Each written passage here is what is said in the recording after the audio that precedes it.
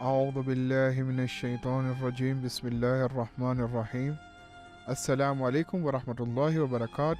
Welcome to the journey towards the holy month of Ramadan podcast. In this podcast, we shall go through different concepts that would help us grow as a human being and create a genuine bond and relationship between us and Allah subhanahu wa ta'ala. And this concept can be the foundation on how to achieve the most in the holy month of Ramadan. Welcome to this podcast, and this is your host Suhail Saleh.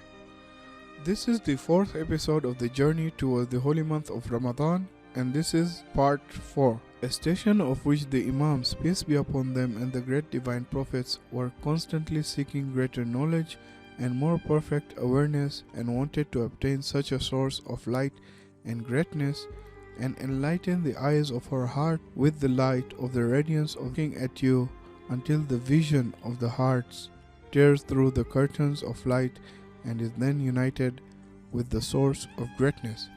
The banquet of Allah is that very source of greatness. God, the Blessed, the Exalted, has invited His servants to enter the source of light and greatness. However, if the servant is not appropriate, he will not be able to enter into such splendid, sumptuous position. God, the Exalted, has invited His servants to all sorts of favors and boons and to numerous spiritual pleasures, but if they are not prepared to be present at such lofty positions, they will not be able to enter. How can one enter the presence of the Lord and the guest house of the Lord of Lords, which is the source of greatness, with spiritual pollution, vices, and sins of the body and the soul? It requires merit, preparation is necessary. In disgrace and with polluted hearts which are covered with veils of darkness, one will not be able to understand these spiritual meanings and truths. One must tear these veils and push aside these dark and light curtains which cover the heart and are barrier to union with Allah, so that one will be able to enter the brilliant and splendid divine company. The veils of men.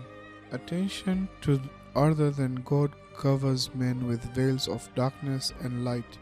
If any worldly affair is cause for man's attention to be directed towards the world and neglect God, the Exalted, it raises dark veils. All the corporeal worlds are dark veils.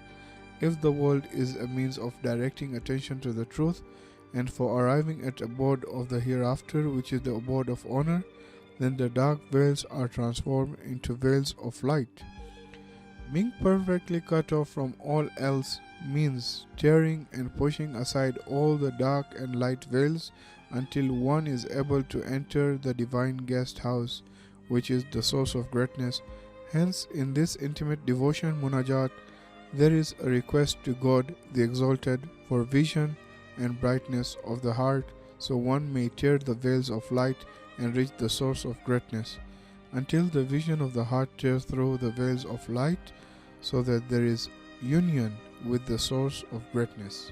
However, one who has not yet torn the veils of darkness, one who directs all his attention to the natural world and, God forbid, becomes deviated from Allah, and one who is basically unaware of the world beyond and the spiritual worlds, and has retrogressed to a state of nature, who has never decided to refine himself, to set into motion his spiritual powers, to push aside the curtains of darkness, which are a cloud over his heart. He is lodged in the deepest of the depths of hell, which is the ultimate veil. Then we render him the lowest of the low. While the God of the worlds has created man in the most lofty state and station, indeed we have created man in the best of molds.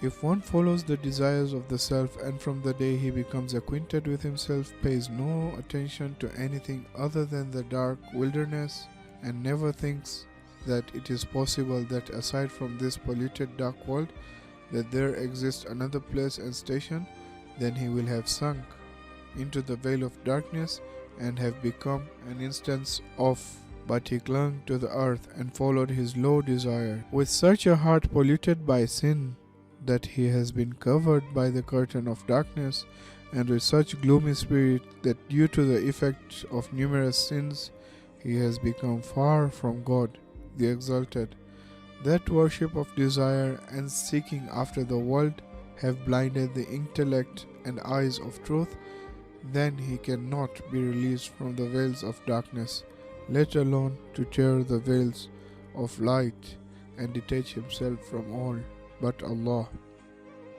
The strongest sort of belief he might have would not be not to deny the position of the saints, Al-Wilayah of Allah, and not to consider as myths the worlds of the Barzakh and Sirat and resurrection and the accounting and the book and heaven and hell. Due to the effects of sins and the attachments of the hearts to this world, one comes to gradually deny this truth, to deny the position of the saints of Allah, positions which are mentioned in not more than a few lines of prayers and intimate devotions. And this is the end of episode 4, part 4. Wa alaikum salam wa rahmatullahi wa barakatuh.